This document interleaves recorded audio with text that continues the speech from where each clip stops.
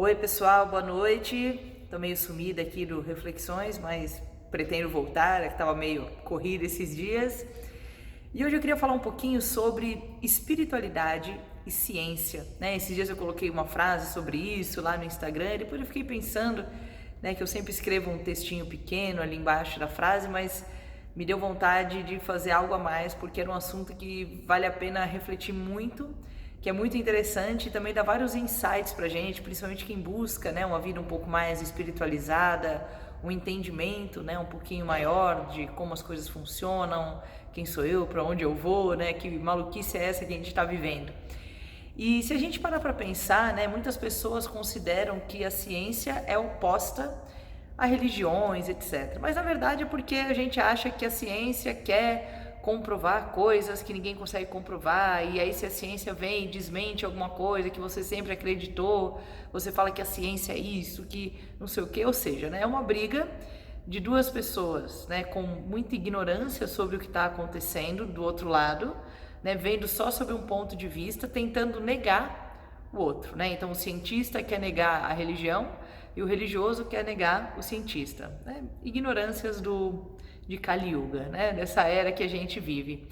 Quando na verdade, né, eu acho que essa frase é do Einstein, né? Mas como na internet cada um dá o nome que quer para a frase que quer, que ele fala alguma coisa sobre quanto mais eu pesquiso, né? Quanto mais coisas eu descubro, mais eu percebo a presença de Deus mesmo.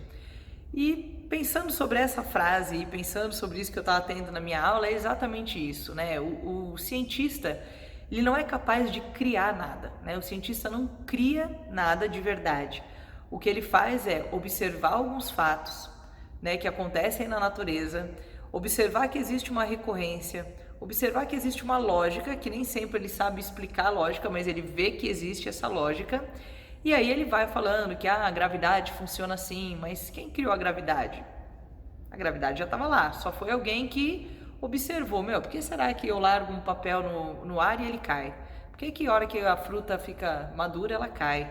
Por que não sei o que lá ela cai? Por que os seres humanos não flutuam se a Terra é redonda, né? Claro que várias coisas vão se perguntando, mas a gravidade já existia ali. O ser humano só foi lá e constatou, descobriu como ela funcionava, etc, etc. E assim com qualquer outra coisa, né? Como nasce uma árvore? Da terra, planta uma semente, nasce uma árvore. Aonde tem a árvore? Na semente, na terra, né? Uma coisa se transforma na outra. Então a gente consegue entender que isso existe, porque todo mundo já plantou um feijãozinho aqui, né? E sabe que plantar o feijão realmente nasce um brotinho, que plantar uma semente nasce uma árvore, nasce uma flor, mas ninguém entende como isso funciona, de verdade. Se a pessoa virar e falar assim, não, é porque a semente se abre, tá? Mas o que tem dentro da semente que na hora que abre, né, uma sementinha que é marrom vira uma árvore enorme?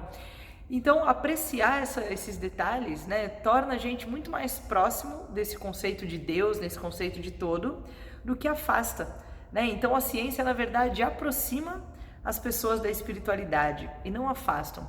Só uma pessoa que não compreende isso é que acha que isso acontece, né? Que fica essa briga aí dos dois lados. E assim a gente pode pensar com todas as coisas que existem, como nós mesmos, né? O que faz eu ter determinada emoção, né? Tal coisa aconteceu, eu fico com raiva. A mesma coisa aconteceu num outro momento, eu dou risada. A mesma coisa aconteceu daqui 20 anos, eu vou, né, ficar surpresa. A mesma coisa aconteceu quando eu tiver 100 anos, eu vou falar, meu Deus, jura que as pessoas ainda estão fazendo isso? Ou seja, o fato não mudou, mas a minha relação com ele mudou. E quem explica isso?